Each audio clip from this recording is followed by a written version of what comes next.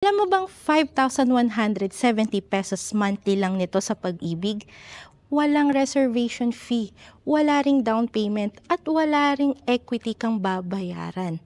For only 10,000 pesos na processing fee, kasama na dun yung pag-apply natin sa tubig at kuryente, pwede ka nang magkaroon ng ganito at pasok na pasok pa to sa budget sa ating mga minimum wage earner. Kaya wag na nating patagalin pa. Tripping na tayo. Hi kakabsat, Dayan Soriano po, your real estate mom. Welcome to Pasinaya Homes here in Barangay Muson, Naik, Cavite.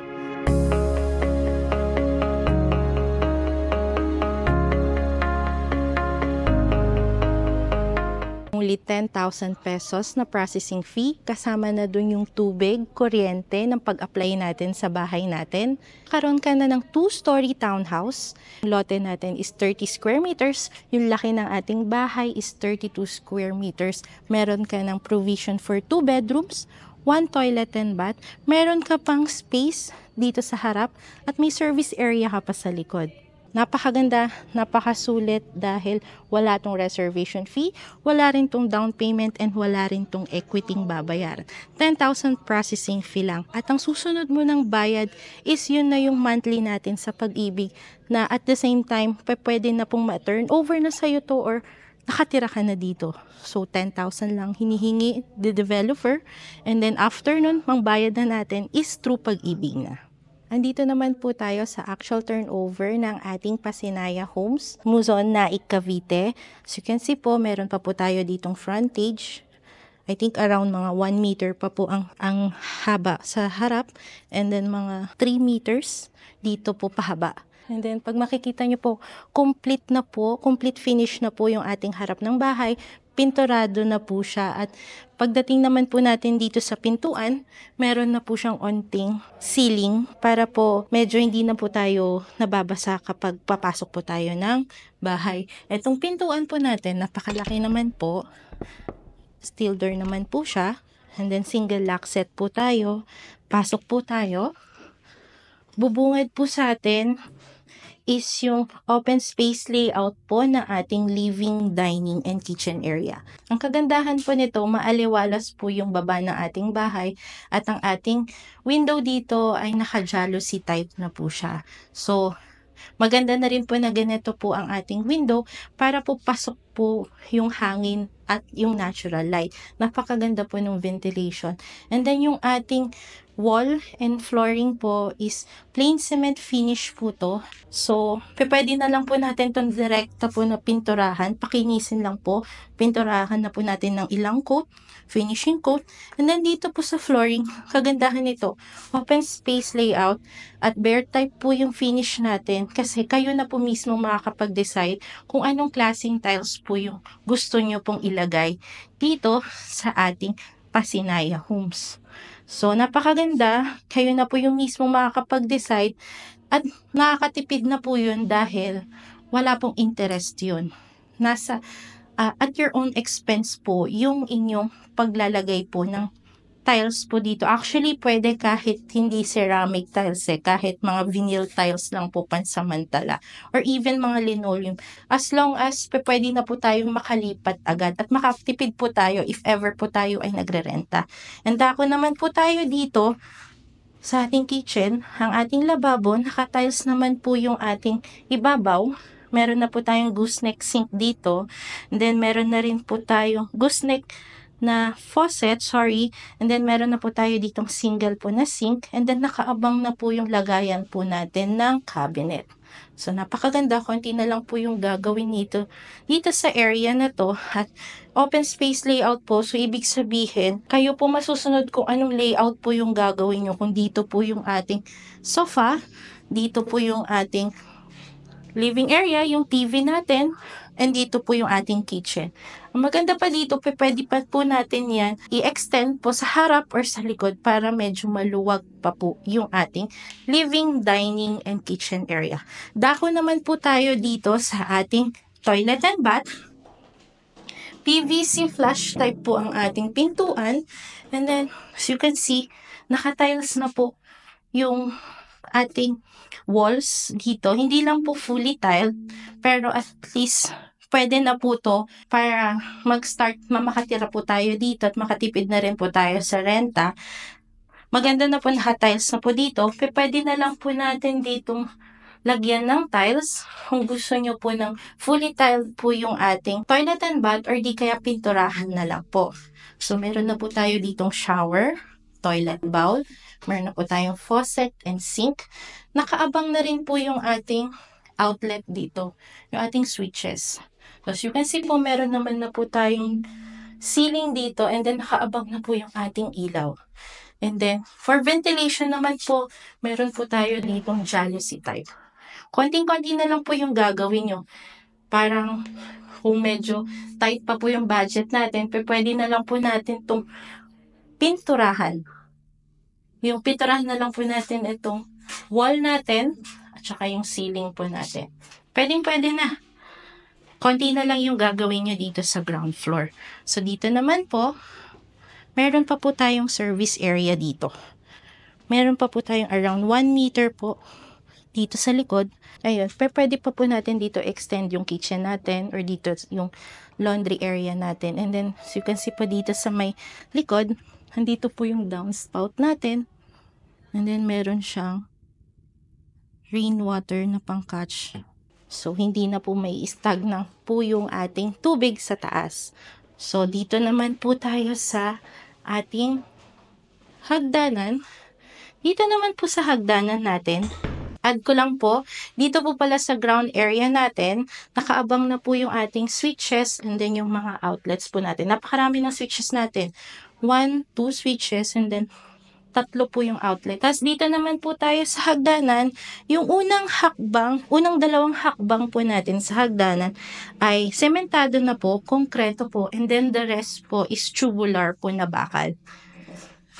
Titingnan po natin, maluwag po dito sa bandang una at pangalawang hakbang, pero isa lang po ang pwedeng umakyat or bumaba. So, akyat po tayo para makita po natin yung actual turnover po sa second floor. Maganda nito, pakiabang nyo na lang po yung parang sample dress-up unit kung paano po nila ni-renovate yung bahay dito lang sa Pasinaya Homes, Barangay Muson, Naik, Cavite. So, napakatibay, sobrang kapal niya, oh. Kasi napakakapal nung ating hagdanan dito. Tapos dito naman po tayo sa second floor ng ating Pasinaya Homes. As you can see po, dito po sa ating area ng hagdanan, meron po siya ditong permanent na window. Ang maganda dito, kahit po medyo pahapon na, paggabi na, pwede pa po tayong hindi muna mag-ilaw dito sa hagdanan na area. Kasi meron po tayong permanent na bintana dito. Pasok pa rin po kasi dito yung natural light. So, dito naman po tayo sa second floor. Plain cement finish po yung ating flooring sa second floor. Makapal po yung slab. Then, may nakaabang na po tayong mga ganito for partition. Lalagyan na lang po ito ng Hardiflex. Dito, Hardiflex. So, napakatipid na po. Included na po to sa turnover natin dito sa Pasinaya Homes. And then, as you can see po, yung ating bintana is jalousie type na. Napakalaki. At ang kagandahan yan, yung pag ganitong mga window type po yung ating bahay, yung natural light and yung hangin po is pasok na pasok po sa bahay. So, hindi po masyadong mainit dito sa area na to. And then, ang kagandahan po nito, included na din po yung insulation natin. So, ang pwede na lang po natin gawin, since included na po yung insulation natin, nakikita nyo po ba itong bakal na to? Diyan na lang po natin pwedeng ilagay yung Hardiflex para medyo mas malaki pa po yung ating ceiling area. Tapos, dito naman po sa bandang likod, meron pa naman po tayo ditong jalousie para po sa ating second bedroom. Pwede po dito magkaroon ng 2 bedrooms po. Ang una is dito, possible sa kanya tong bintana na to, and then yung pangalawa po natin is ito pong 2 bintana. Or pwede rin naman pong magkaroon ng hallway. Hatiin pa natin, pero nasa sa inyo. Yun po naman ang kagandahan kapag bear type unit po yung ating bahay. Kayo po makakapag-decide kung gaano po kalaki ang bawat kwarto natin sa bahay. Punta naman po tayo doon po sa upgraded version. Makikita nyo po doon kung paano po na-renovate yung bahay. And then dito po pala sa second floor, nakaabang na rin po yung ating switches yung mga outlets po natin, saan sa harap, and dito po sa ating likod, and then meron na rin po tayong nakaabang na ilaw. Ang ating inner unit is napakaganda, napakalaki na rin dahil may bintana po tayo sa harap and meron na rin po tayo sa likod. Pero ang kagandahan kapag end unit or corner unit po yung makuha natin, meron pa po tayong extra na bintana either sa bandang kaliwa or bandang kanan, depende po sa makukuha nyo pong end unit or corner unit. Ang kagandahan po nun, may extra space pa po kayo sa baba, either kaliwa or kanan. Yun naman po kagandahan pag end unit or corner unit. Doon naman po tayo dako dun sa upgraded na unit para makita nyo po kung ano po yung renovations na ginawa po nila. So tara!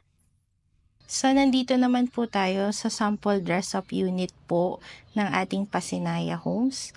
So as you can see po, yung ating frontage is kasyang-kasya po ang isang motor or di kaya e-bike po. Meron na po tayo ditong ceiling na maliit. Then pasok po tayo. Since po nakaabang na po yung ating switches, outlet, and then yung ilaw, ang ginawa na lang po dito is pininturahan na lang po yung ating walls. Nilagyan na po ng tiles dito sa ating flooring. So, ang tiles dito ay naka 30 by 30 ceramic tiles, puti, para mas maaliwalas at mas malinis tingnan yung bahay natin at mas madali pa tong malinisan.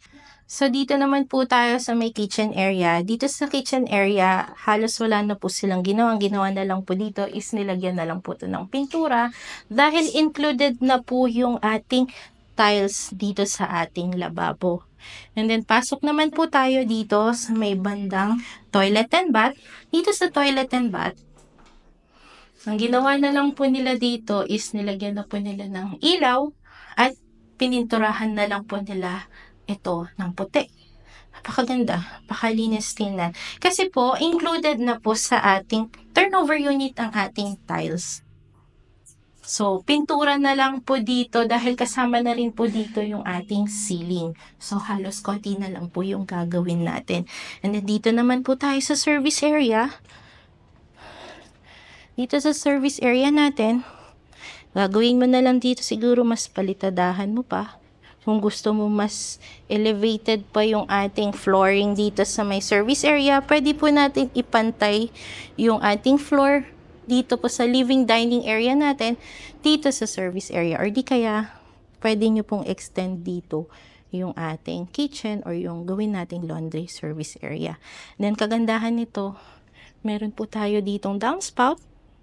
And then, pagbaba po ng downspout, meron po tayong catch basin, rainwater catch basin. Napakaganda. At nandito, meron na rin po tayo ditong faucet. And then, meron na rin po tayo ditong outlet. So, pwedeng lagay mo na lang dito yung washing machine mo sa seto. Since yung tubig naman natin, malinis naman po yan, pwede na po yan dito. Panlaba po natin. Napakaganda, napakatipid ng ginawa dahil meron na po tayong catch basin dito para sa tubig ulan. Ang tawag po pala niya is rainwater collector. So, yung pag umuulan, imbis na diretso po yung patak dito sa ating bahay, may magka-catch po doon. Yan po, sa ating downspout. And then, dito po nako-collect yung ating tubig ulan. So, dako naman po tayo dito sa ating second floor. So, dito po pala, nakaabang na po yung outlet switches. So, ang ginawa na lang po niya is tiles and then pininturahan na lang po niya. Sobrang tipid, yun na lang po yung gagawin nyo dito sa bahay na to. And then, dito naman po tayo sa ating gawing hagdanan. Since napakatibay na nung ating hagdanan, ano po siya, bakal po siya at sobrang kapal. As in, mga 2 inches by 3 inches po siya. Ang ginawa na lang po niya is niretain niya po to, and then since pinturado na po to, nilagyan na lang po niya dito ng tiles. Kung ano po yung tiles natin sa flooring natin sa ground floor, yun na rin po yung ating tiles sa hagdanan. 'Di ba? Pakatipid. So, akyat tayo. So, nandito naman po tayo sa second floor ng ating upgraded unit dito lang sa Pasinaya Homes. As you can see po, pininturahan na lang po niya yung ating mga walls. And then, ang kagandahan po niyan, yung ating ceiling is sinunod na lang po niya yung korte ng ating bubong. Doon na naman po niya nilagyan po ng gypsum board. Ito po, gypsum board po yung ginamit niya. So, as you can see po, mataas pa po yung ating ceiling at hindi pa po siya masyadong parang masikip tingnan. Kasi nasa end unit po tayo. Kagandahan po kasi kapag end unit, meron pa po tayong available space dito po sa bandang gilid. Pag end unit or corner unit po yung kukunin natin, meron po tayong bintana sa may harap, sa may likod, at sa isang side pa po ng ating bahay. So you can see po dito, ang ating bintana is 1, 2, 3, 4, 5 jalousie type.